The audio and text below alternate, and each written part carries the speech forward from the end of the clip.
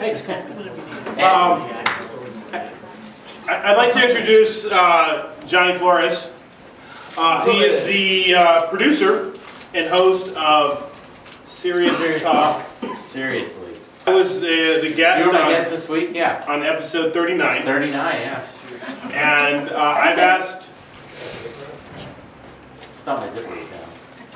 You check your zipper, I gotta check my zipper. And it's like a mutual... Let's call the whole thing off.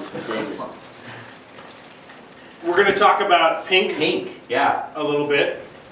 And then we'll take a couple questions from him, and then if you guys have any follow-up questions, I'm happy to talk about it. Pink is my feature-length dramatic comedy. Dramedy. Yes. TM, I just trademarked that. So, no, we talked a little bit about it during the episode that went up on Tuesday of this week. So I got a little insider scoop about the Pink Pussy Club. Or Cat Club? Pink Pussycat Club. Yeah. Which was a thing that happened in Sacramento in the late 60s that kind of got Earl Warren Jr. a little notoriety. That got his career going, and was something I wouldn't have expected to have happened in Sacramento in the late 60s. I'll toss it over to you to explain this inspiration for your movie. Yeah, in a nutshell,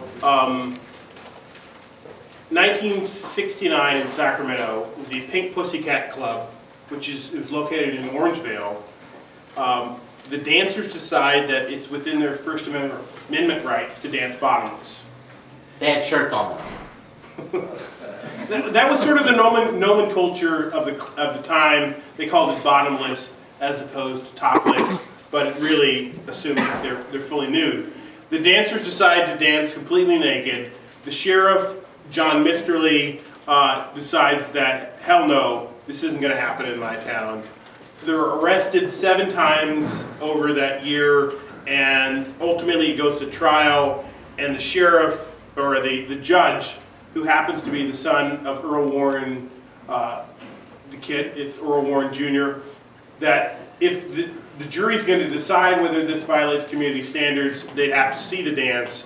So they take the jury to the club and they watch the dance. Yeah, that jury was really put out that day. Right. And not only that, they also bring in Carol Doda from San Francisco, and they watch a couple crazy films at the time, and it becomes a national story, and that's, I didn't know about this. Yeah, how did you happen upon this? So I work at the Beat, and one of my editors, I don't know, somehow he's just like, oh, that reminds me of the Pink Pussycat Club.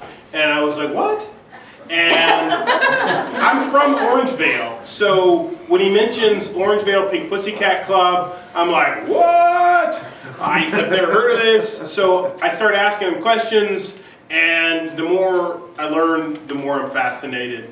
And it's kind of a crazy story. Yeah, when you were telling me about it, I was like, how the hell have I never heard of this story that took place here? Was the editor older? Was he kind of The editor was older. The editor was like former Navy guy who's like, I got transferred to Sacramento, and then I started working at the Bee, and then I started going to the Pink Pussycat Club. So he had first-hand reports. I'm pretty sure he knew He went there. every strip club in Sacramento at the time. And since then, too. Right. So how long have you been working on the story? I started at this in 2011. Like I said, I wrote it as a 10-page short, and then after I got done with that, it was rejected, and I was like, okay, that's good, because I'll make it the length it needs to be, and I wrote it as a 23-page short.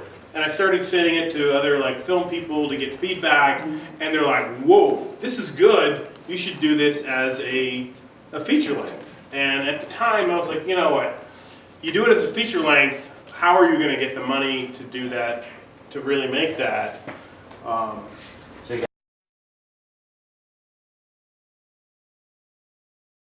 got focus on what you can do, and that to me meant like promote Goldie, get it into film festivals, go to film festivals, and talk about it, and that will lead to the path you want to be in. I saw somebody raise their hand.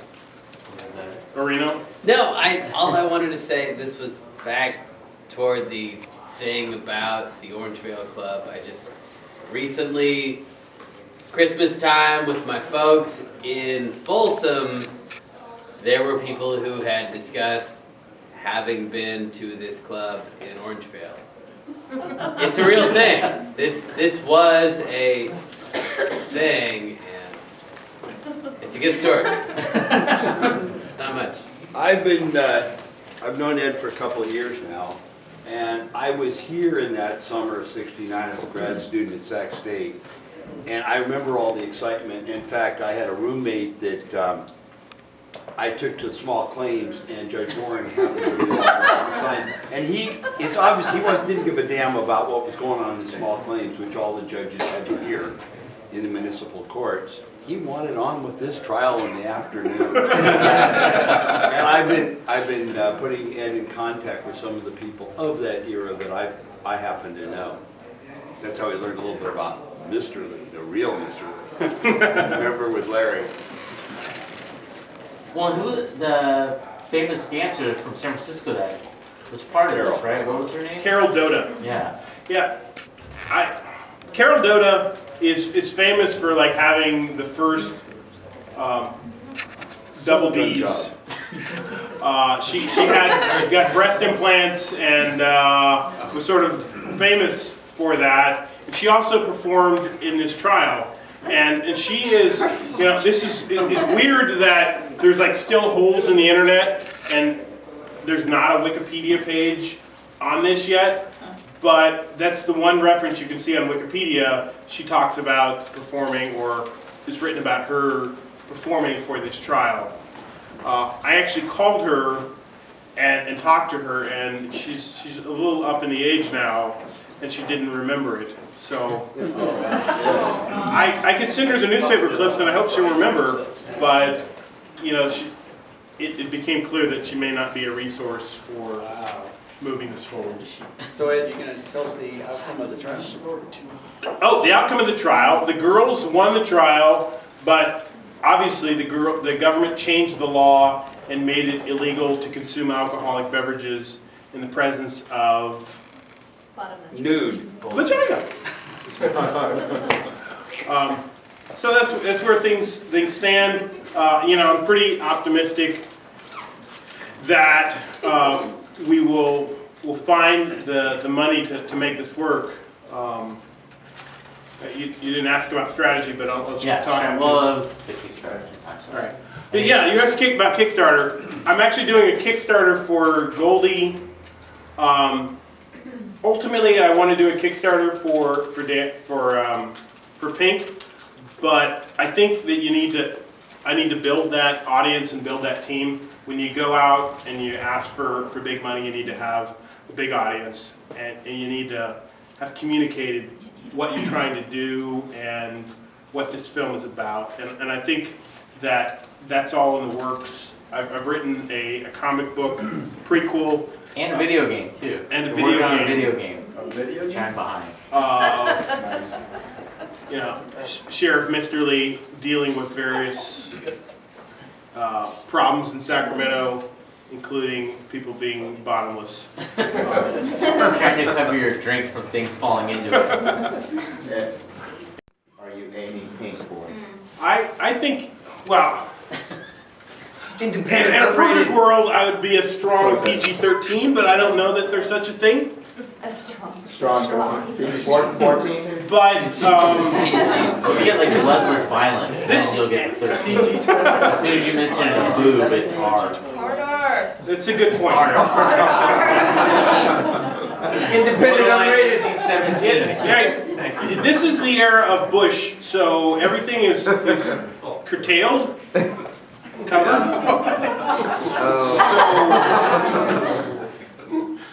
But it's the 60s, so it's the era of Bush, too. Yeah. No? What price range are you asking for pink? Like, what budget? Roughly.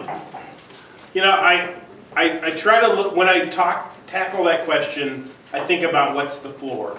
And I look at a movie like Mud, which was 1 star, shot in Louisiana, budget $3 million. So I think, to me, that's the floor if I want to do it at that scale. And I think there's not a lot of stories that can be done in a way that appeals to a mainstream American audience and potentially an international audience. But I think this is one of the few that may play at that level. So certainly if I'm talking to investors, that's where the conversation begins. But we're looking in sort of the realms of like People versus Larry Flint or American Hustle. Well, since it's the empowerment of women, I'm pretty sure you can write off Rush Limbaugh, Fox News. Those guys aren't. If Rush Limbaugh wrote me a check and You would cash it. there were no strings attached, then I would cash it. He is from a place called Sacramento. That's true, yeah. One of the things that I've been sort of like really I went to Florida. conscientious about is that I want to start this in the right place, because you know I don't want to go sleazebags on this, and certainly somebody with this material could go sleazebags. You want to do it in a way that respects women and respects what their cause was. Because if somebody's going to be arrested 7 times for doing this, I got to believe that they cared about it and that they weren't sort of like pawns to the system. So that's sort of my orientation. And we should get back to the next film because... I have a question, Ed. Oh, yeah, question. I know at one time, obviously you wrote this, it's your baby, and you had to toy with the decision of either selling it as a script to Hollywood or whatever, or doing it yourself. So what was your thought process, and do I sell it or do I see it produced on my own? You know, I think... Why are you so passionate about it? I'm so passionate about it because it's a rare story that can both be commercial and sort of speak to a higher calling and be about free expression and free speech. And I don't know that there's a lot of those that come along, an idea that plays on both of those levels. So that's why I'm so passionate about it. If earlier in the process somebody came along and said, "Hey, I'll pay you $50,000 for this," then maybe I would have taken it. But you know, as I move further down the road and learn more about filmmaking, you know, I'd rather be along for the big check than the small check.